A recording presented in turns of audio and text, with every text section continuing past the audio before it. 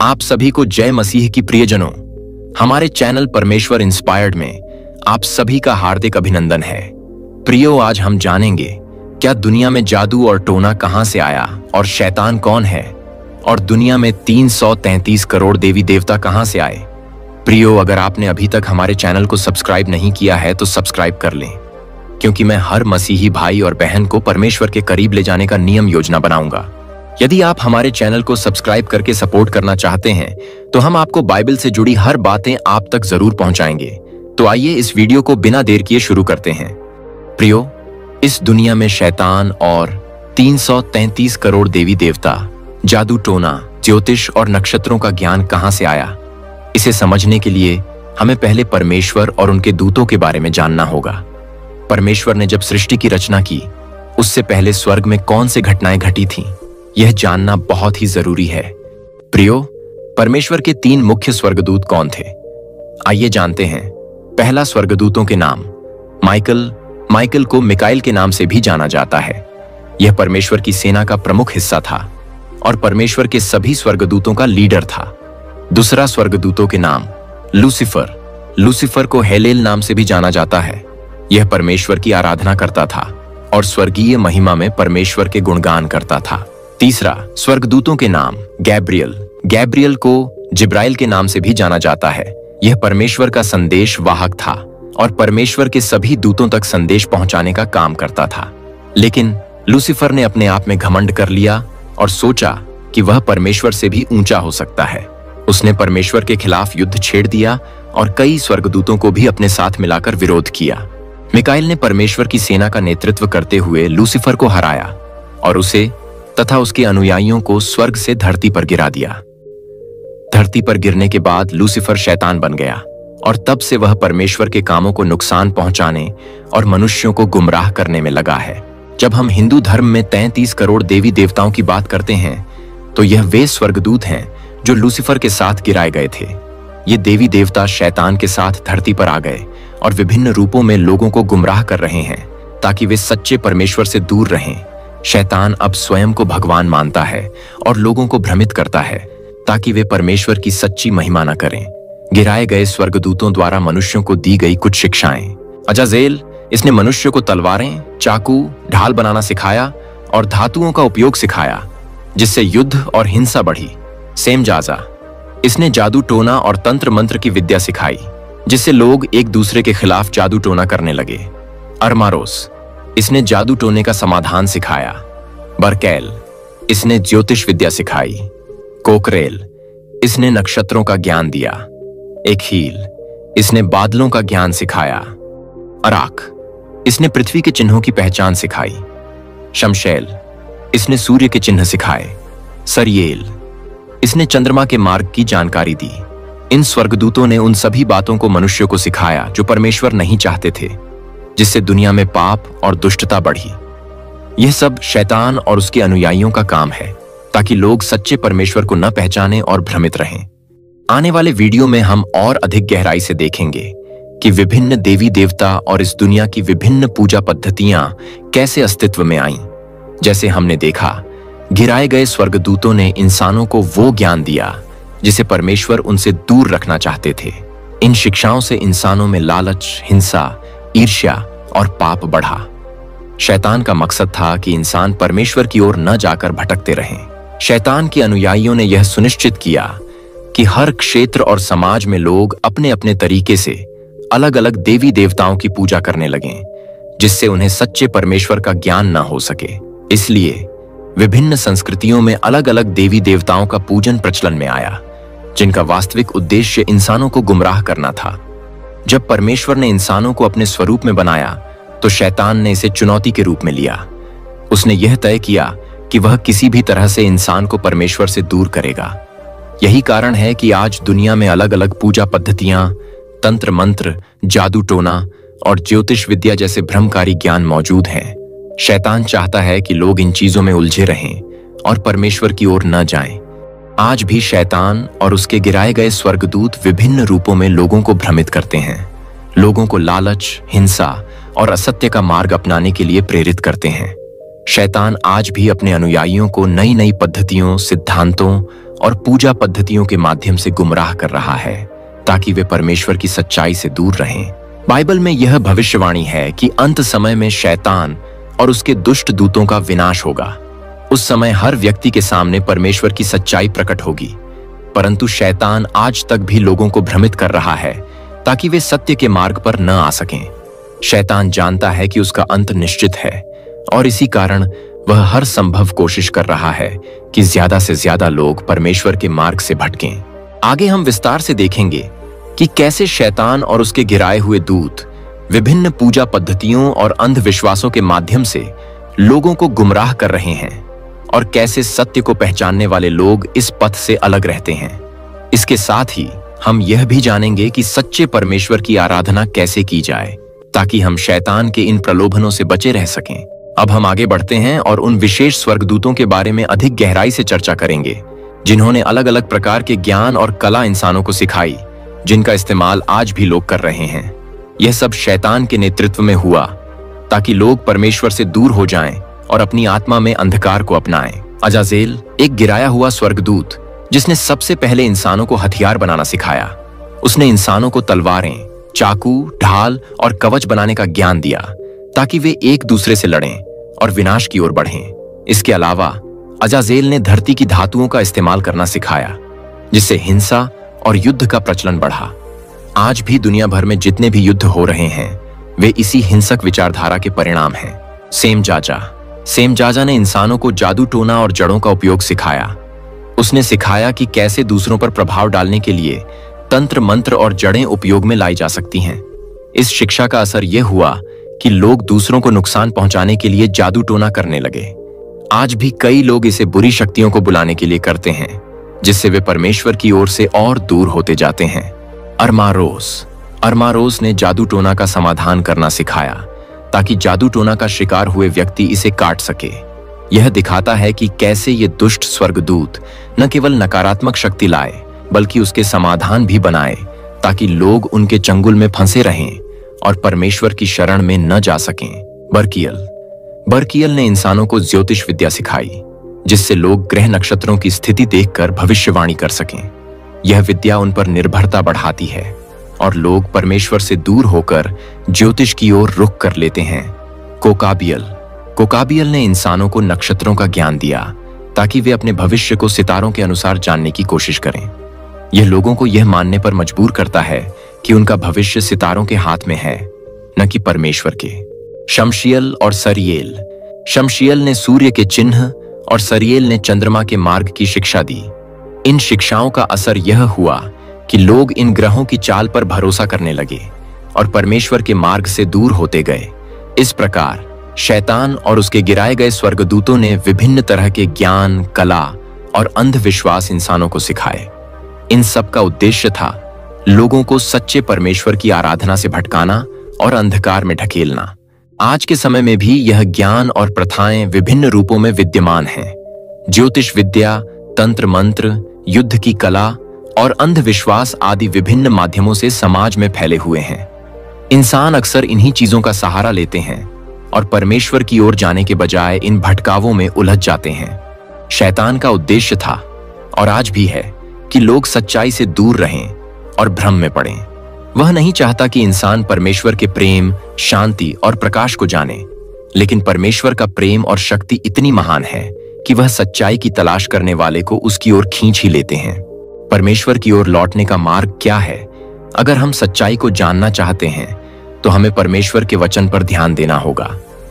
हमें अंधविश्वास, लालच और स्वार्थ से ऊपर उठकर परमेश्वर के मार्ग को अपनाना होगा। शैतान चाहे जितनी भी कोशिश कर ले, जो लोग सच्चे दिल से परमेश्वर के मार्ग पर चलते हैं उन्हें वह नहीं भटका सकता। आगे के अध्यायों में हम विस्तार से देखेंगे कि कैसे शैतान का प्रभाव आज के समय में विभिन्न माध्यमों से कार्यरत है और कैसे हम इससे स्वयं को और अपने प्रियजनों को बचा सकते हैं। शैतान का प्रभाव और उससे बचाव के उपाय आइए जानते हैं। प्रियो, शैतान और उसके दुष्ट स्वर्गदूतों द्वारा दिया गया ज्ञान आज भी हमारे समाज में विभिन्न रूपों में मौजूद है। आज के समय में इंसान आधुनिकता के साथ साथ पुराने अंधविश्वासों में भी उलझा हुआ है। चाहे वह धन, शक्ति या प्रसिद्धि की खोज में हो, इंसान अक्सर इन चीजों के लिए परमेश्वर को छोड़कर गलत मार्ग पर चलने का जोखिम उठाता है। आइए विस्तार से जानें कि शैतान के इन प्रभावों से कैसे बचा जा सकता है। शैतान का सबसे बड़ा हथियार है भ्रम। वह इंसान के मन में लालच और लोभ भर देता है। इससे बचने का सबसे पहला कदम है आत्मनिरीक्षण। हर व्यक्ति को अपने भीतर झांककर यह जानना चाहिए कि उसकी प्राथमिकताएं और उद्देश्य क्या हैं। यदि हम अपनी आत्मा की सच्ची शांति चाहते हैं तो हमें परमेश्वर के प्रेम और सत्य के मार्ग पर चलना होगा। परमेश्वर की प्रार्थना और ध्यान परमेश्वर के साथ जुड़ाव बनाने का सबसे सरल और शक्तिशाली तरीका है नियमित प्रार्थना और ध्यान। प्रार्थना करने से मन शांत होता है और हम गलत प्रभावों से सुरक्षित रह सकते हैं। प्रार्थना एक ढाल की तरह होती है जो हमें शैतान के प्रभावों से दूर रखती है। बाइबल का अध्ययन शैतान के प्रलोभनों से बचने के लिए हमें बाइबल में दिए गए परमेश्वर के वचनों को समझना और उन पर चलना चाहिए। बाइबल हमें सही और गलत के बीच का अंतर समझाती है और हमें सच्चाई की ओर ले जाती है। बाइबल का अध्ययन करने से हमारा विवेक और ईश्वर के प्रति विश्वास मजबूत होता है, जिससे हम किसी भी दुष्ट प्रभाव से आसानी से बच सकते हैं। शैतान अक्सर हमारे विचारों और भावनाओं के माध्यम से हमें भटकाता है। यदि हम ध्यानपूर्वक अपने विचारों को नियंत्रित करें और नकारात्मक आदतों को त्यागें, तो हम आसानी से उसके प्रभाव से बच सकते हैं। हमें सदैव यह याद रखना चाहिए कि हर गलत विचार शैतान की देन हो सकता है और हमें इसे दूर करना चाहिए। हम जिस समाज में रहते हैं उसमें कई बार नकारात्मक प्रभाव हो सकते हैं, चाहे वह हिंसा, लालच या अंधविश्वास हो। हमें इनसे सावधान रहना चाहिए। गलत संगति और नकारात्मक वातावरण से बचना चाहिए और सच्चे, धार्मिक और सकारात्मक लोगों का साथ लेना चाहिए। कभी-कभी हमें शैतान के प्रभाव से बाहर निकलने के लिए किसी मार्गदर्शक की आवश्यकता होती है। ऐसे में किसी आध्यात्मिक गुरु या धार्मिक व्यक्ति का मार्गदर्शन लेना लाभकारी हो सकता है। वे हमें सत्य के मार्ग पर चलने में मदद कर सकते हैं और हमें अंधकार से प्रकाश की ओर ले जा सकते हैं। शैतान हमेशा हमें दूसरों के प्रति घृणा और द्वेष का भाव रखने को प्रेरित करता है, लेकिन हमें सच्चा प्रेम और क्षमा की भावना विकसित करनी चाहिए।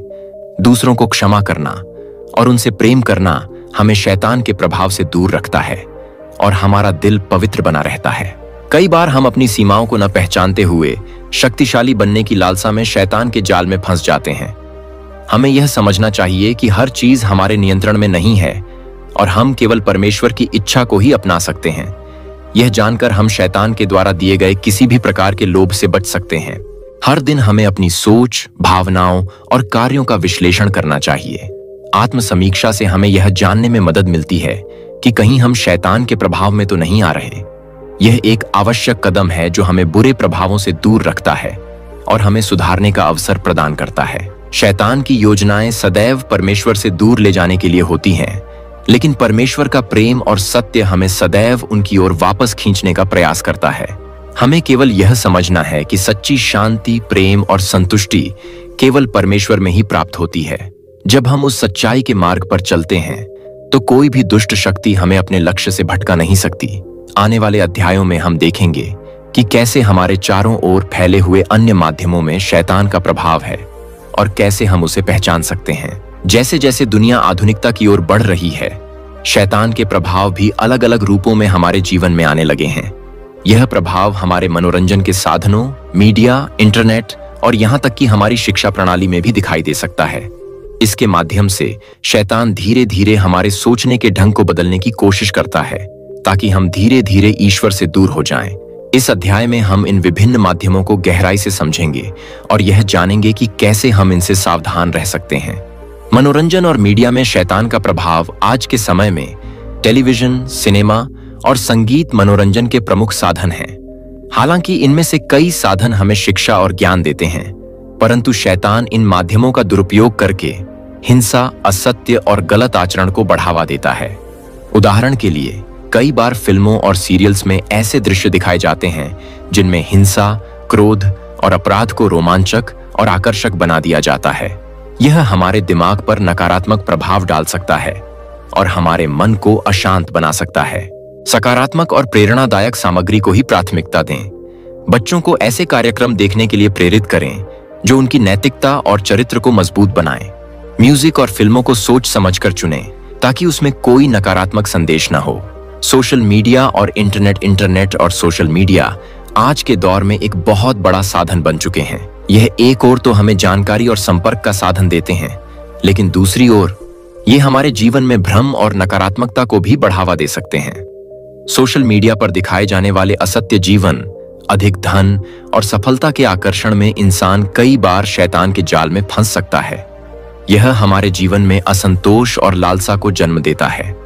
सोशल मीडिया पर सीमित समय बिताएं और वास्तविकता को समझें। सकारात्मक खातों और प्रेरणादायक पृष्ठों का अनुसरण करें।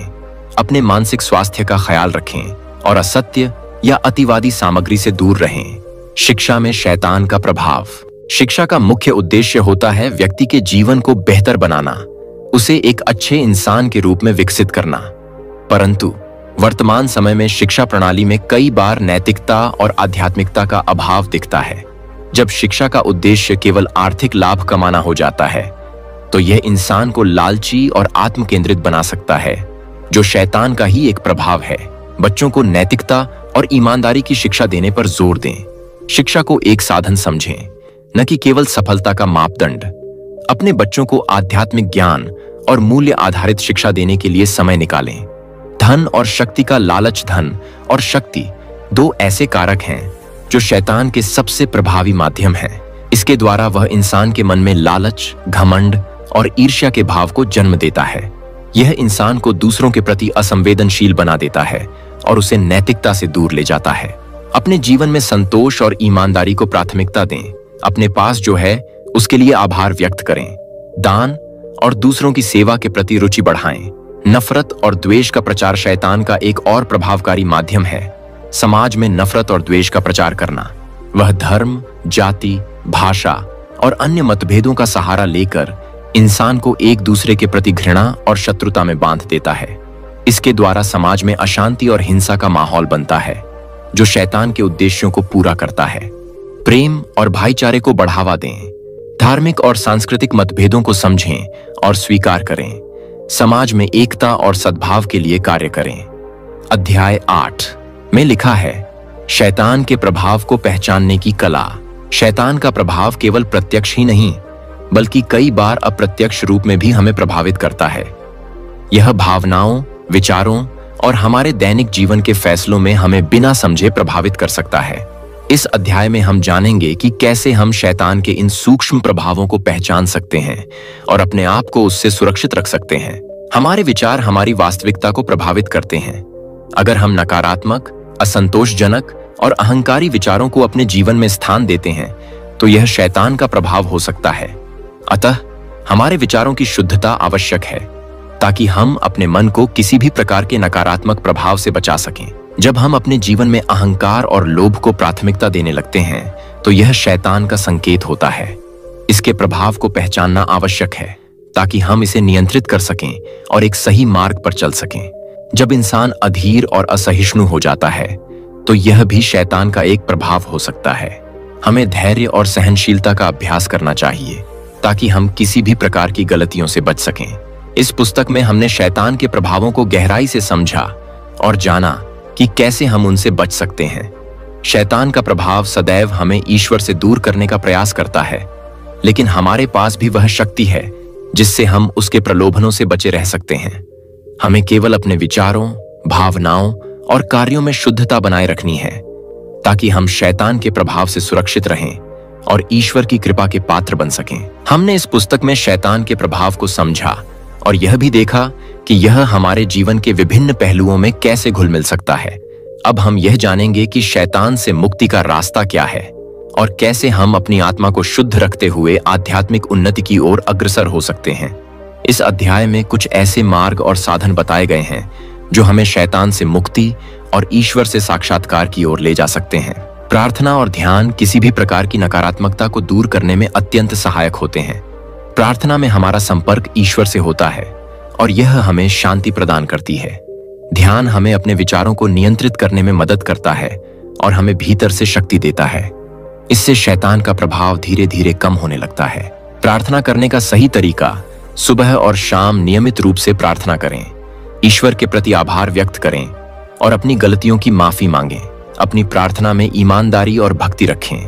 ध्यान का अभ्यास रोजाना कम से कम 10 से 15 मिनट ध्यान करें, अपने श्वास पर ध्यान केंद्रित करें और अपनी नकारात्मक सोच से मुक्ति पाएं।